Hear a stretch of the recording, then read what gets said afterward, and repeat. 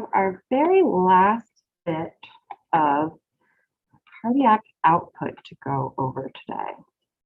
So, quick review. When we last left off, what we were talking about was cardiac output, which we know is the stroke volume multiplied by the heart rate. We're looking at factors that can affect each of these. When we left off, we were talking about end diastolic volume and how that can affect stroke volume. So you're looking at this Starling curve and noting that end diastolic volume, so the amount of blood in the heart at the end of diastole, affects basically the arrangement of those sarcomeres and how much overlap there is within the cardiac muscle.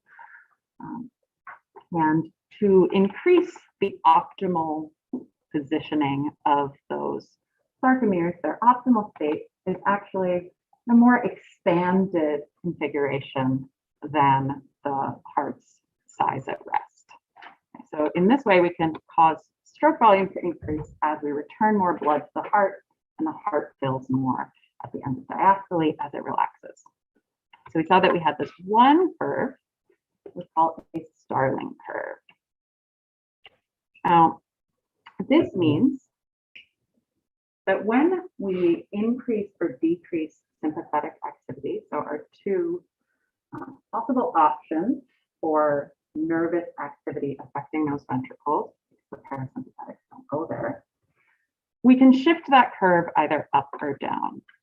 So sometimes we talk about Starling curves as being a family of curves. So in this family of curves, we start out with our initial curve. So that initial curve would be true for, say, a particular heart. This is the relationship between end diastolic volume and stroke volume. So when we increase or decrease sympathetic activity, instead of moving along the curve, so to move to a new point along the curve, this would just be a change in the end diastolic volume. But changes in nervous activity actually do something else, which is that they shift the entire curve up or down. So we're shifting the entire curve up or down. So what does that mean? So the easiest way to think about it is by looking at these 3 points. So what do you notice about these 3 points? What's the same between the 3 points?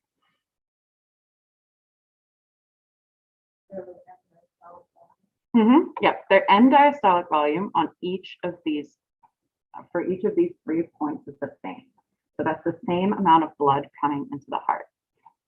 But what do we notice about the stroke volume here? Maybe let's compare the increased sympathetic activity versus the decreased sympathetic activity. Yeah, so for the same amount of blood in the heart, the same end diastolic volume, if we also have an increase in sympathetic activity, this means that for that same volume, we're going to get a greater stroke volume. And the opposite is true for decreased sympathetic activity. If we decrease sympathetic activity for that same end diastolic volume, we're going to have a lower stroke volume. So this is basically affecting how much of that blood is being ejected from the heart because of the effect of that sympathetic activity on the ventricular contractility. So the curve is showing that relationship between end diastolic volume and the stroke volume. But if we add these two factors together, we shift the curve up and down.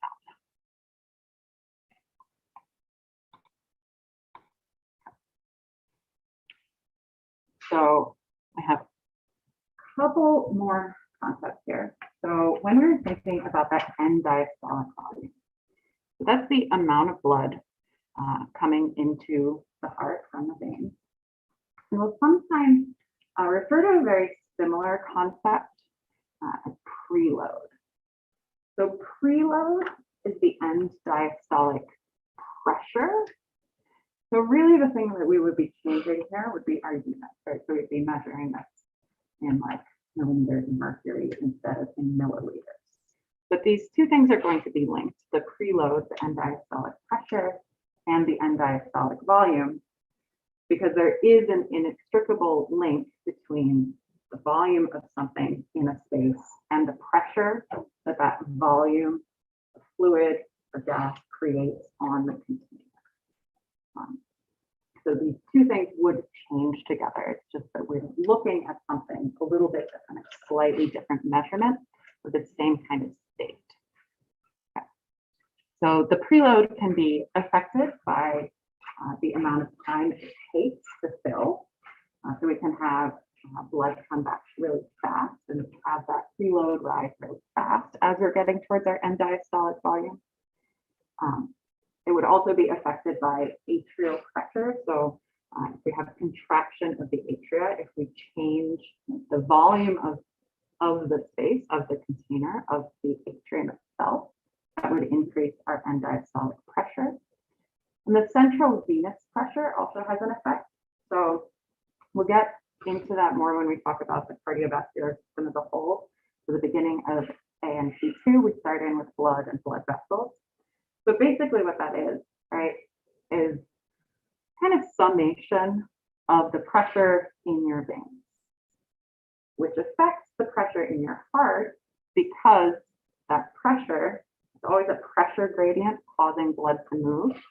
So if we raise pressure in the veins, that means that the heart will fill faster, more blood will get into the heart.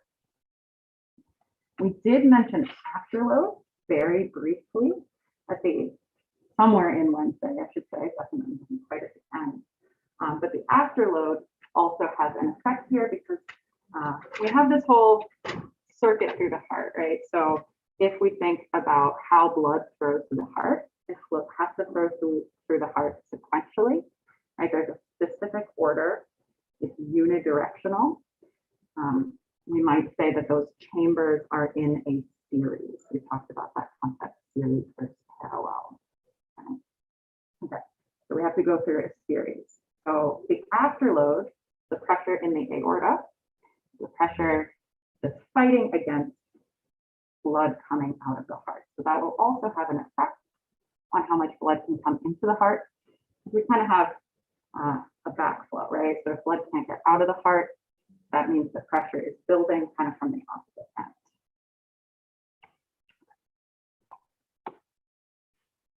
So let's do a couple practice questions.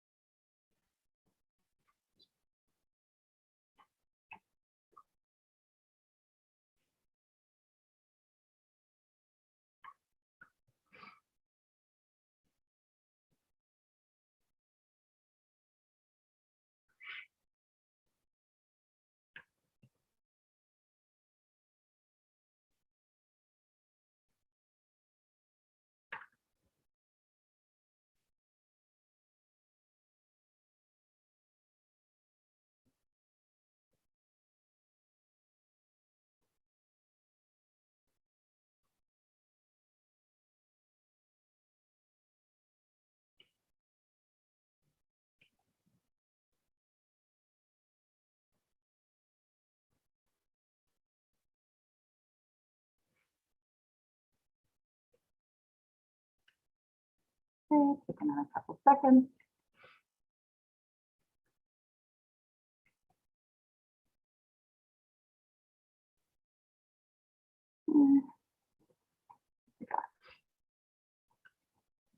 So for this question, we want to be careful about reading the questions. So we're kind of looking at 4 overall things here. So it's telling us at the front that cardiac output is going to decrease, so go down if we have decreased stroke volume or if we have decreased heart rate, or probably both. And we already know that because we know the equation, right? So cardiac output is just our stroke volume times our heart rate. So that's stated in the question. Now, what we're asking for, what the effects of sympathetic and parasympathetic activity could be on these 2 variables, the stroke volume and the heart rate. So So let's start with the sympathetic activity. So what factors can sympathetic activity affect? And bonus if you want to tell me why it can affect those things.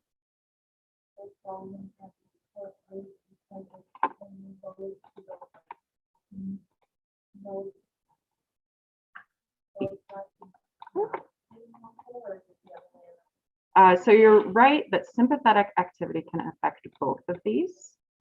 So sympathetic activity goes both to the nodes in the atria, which is the heart rate part. So that's the heart rate part is our conduction system. So that's like our SA node in particular, but also our AB node.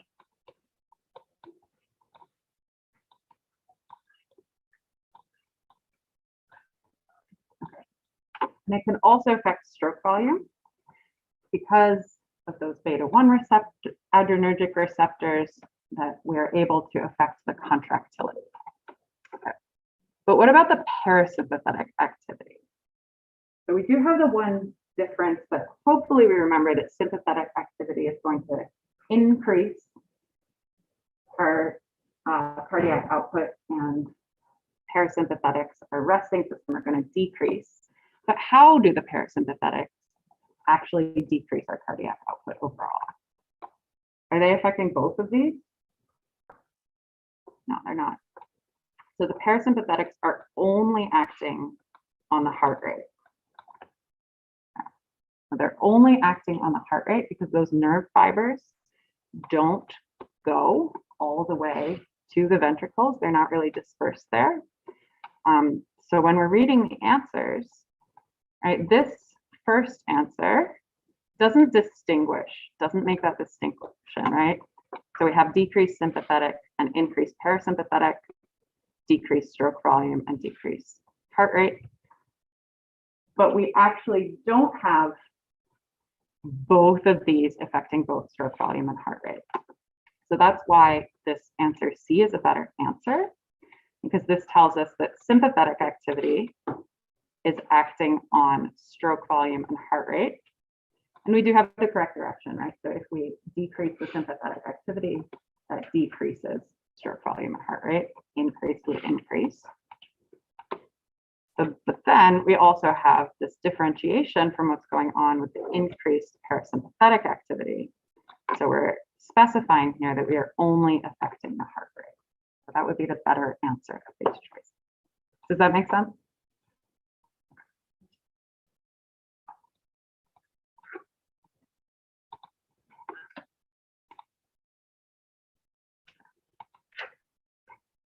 Okay, so finally, we have a sort of overall map of the things that may be affecting stroke volume. So here, we know that when we're looking at the cardiac cycle and we're measuring these things, we're really thinking about it from the perspective of the ventricle, really from the perspective of the left ventricle, because that's pumping blood out to our systemic circuit. And for moving into our view, remind me what the right ventricle is pumping to. Where's blood from the right ventricle going? Yeah, exactly. Right ventricle is going to the lungs, so the pulmonary circuit. Left ventricle is going to the systemic circuit, so all the rest of our organs. Okay. So we have our things that can affect us here, right? So things that could increase stroke volume is either end diastolic volume, so more blood coming into the ventricle because we have more blood filling the heart, right? Or increases in contractility, so increases in how hard the heart muscle is working, how hard it's squeezing, how much of that blood is getting squeezed out. Increases in either of these can affect stroke volume. And we also have a very simple map of some factors that affect each of those in turn, right? Like, because all these maps are always kind of like dominoes, right? So our main thing that we usually think about increasing end diastolic volume is just an increase in the venous return, so the increase in deoxygenated blood coming from the systemic circuit back to the heart. And then when we're thinking about contractility, we're thinking about increases in either sympathetic activity or our hormone epinephrine from our adrenal glands. Those are really the main things that can make that ventricle squeeze harder. Finally, we do have a last little factor, this afterload, which will become potentially more important when we start talking about blood pressure in A&P2. But if we decrease the pressure that the heart has to fight against, that would also increase stroke volume. So a decrease in afterload is an increase in stroke volume. So both of these first two are increases, right? End-diastolic and contractility. If either of those go up, stroke volume also goes up. But the afterload, if it goes down, stroke volume goes up.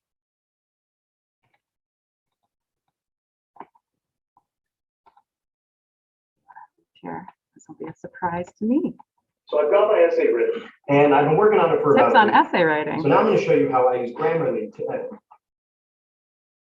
Armando Hasura, biology and medicine videos. Please make sure to subscribe. Join the format group for the latest videos. Please visit Facebook Armando Hasura. In this video, we're going to talk about cardiac output, how to calculate cardiac output, and what factors influence cardiac output. So cardiac output is the amount of blood pumped by the heart in 1 minute.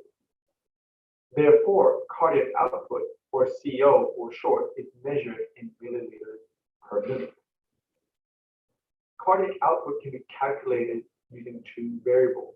The first variable is heart rate, which is the number of heartbeats in 1 minute. So heart rate, or HR for short, is one variable to calculate cardiac output. The second variable is stroke volume, or SV for short, which is the volume of blood pumped with each ventricle, with each beat of the heart. This is measured in milliliters per beat. So cardiac output, therefore, is the product of HR, heart rate, and SV, stroke volume. So let's look at an example now of calculating cardiac output. Well, the average heart rate is about 75 beats per minute, and the stroke volume is about 70 milliliters per beat. Cancel the beats out, and we can get a cardiac output of 5,250 milliliters per minute, which is about 5 liters per minute. And this is classified as normal. The amount of blood passing through the heart each minute is about 4 to 6 liters. And this is quite amazing for an organ that is the size of our fist. Now back to the heart rate. As we have learned, heart rate is how many beats per minute. Well, there are factors that can influence the heart rate. There are factors that can positively influence the heart rate, meaning increasing the heart rate. These are called positive chronotropic factors, and these can result in tachycardia, which is a fast heart rate, over 100 beats per minute. Then on the other side, you have the negative influences. These are the negative chronotropic factors, and they can result in bradycardia, which is the heart rate below 60 beats per minute. Let's look at some examples of the positive chronotropic factors. Well, the sympathetic nervous system is the main factor because, as we know, the sympathetic nervous system is the fight and flight response. And so it would increase heart rate to pump more blood around the body. The sympathetic nervous system secretes adrenaline and noradrenaline, or epinephrine and norepinephrine, to increase heart rate. Then we can have hypercapnia, which is increased carbon dioxide, which would increase heart rate. And also a decrease in calcium would increase heart rate.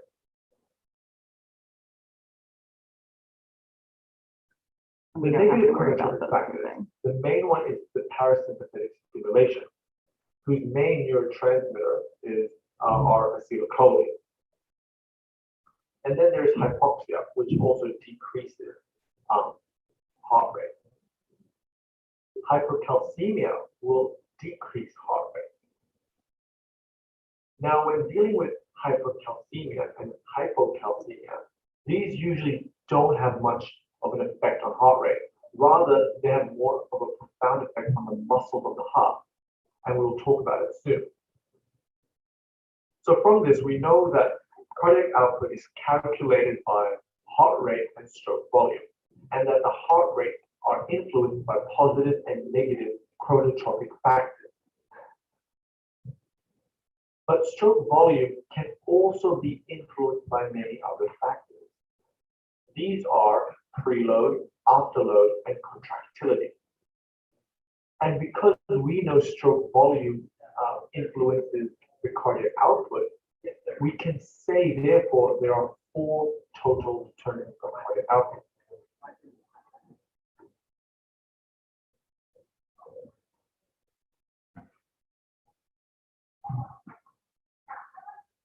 The first determinant of cardiac output is heart rate, as we mentioned, which is how many beats per minute.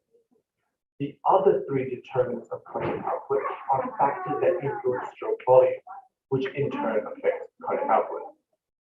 So the second determinant of cardiac output is preload, which is the volume of blood entering the ventricle. Okay, now let's think about this systematically. If we have an increase of blood entering the ventricle of the heart, this would mean that we have more stretch of the ventricle.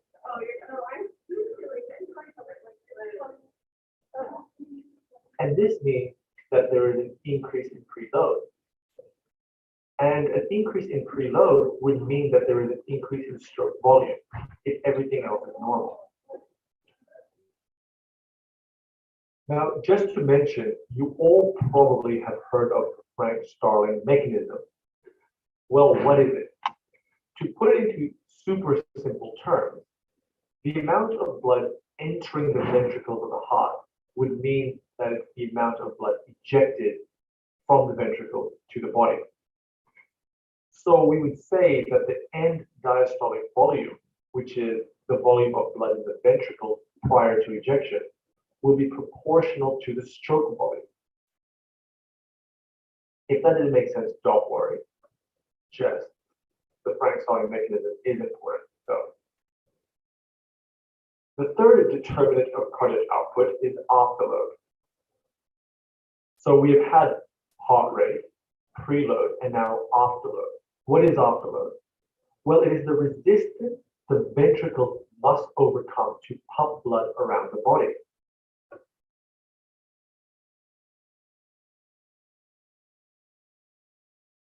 This means that if someone has high aortic pressure, the afterload would increase. Because an increase in resistance, which is the aortic pressure, means an increase in afterload. An increase in afterload means a decrease in stroke volume. A decrease in afterload means an increase in stroke volume. And all this will influence cardiac output.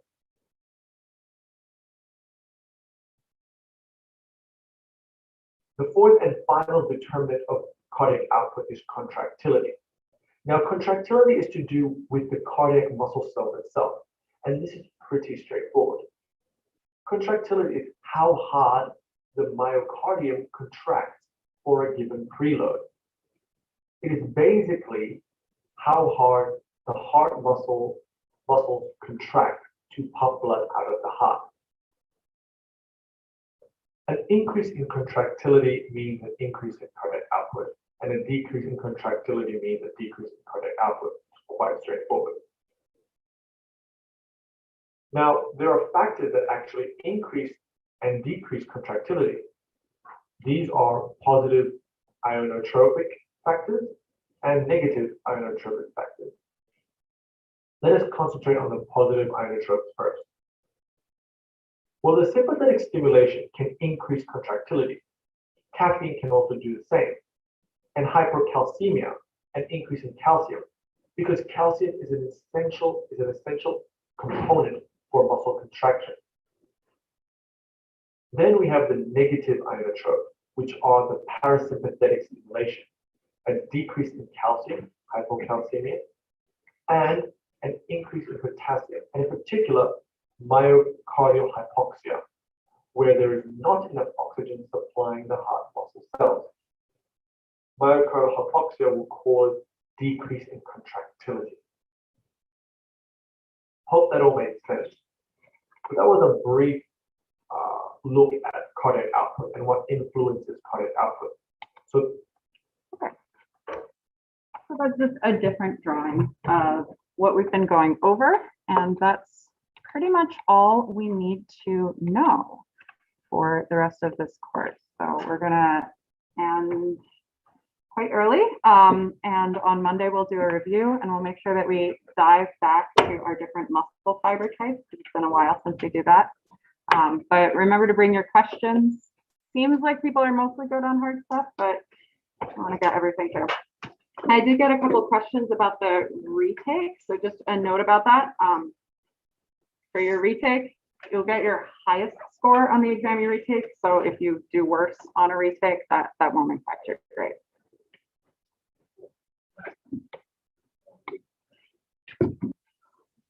So it's not the highest. Oh, sorry, it'll be an average if you do better. It'll be the highest if you do worse.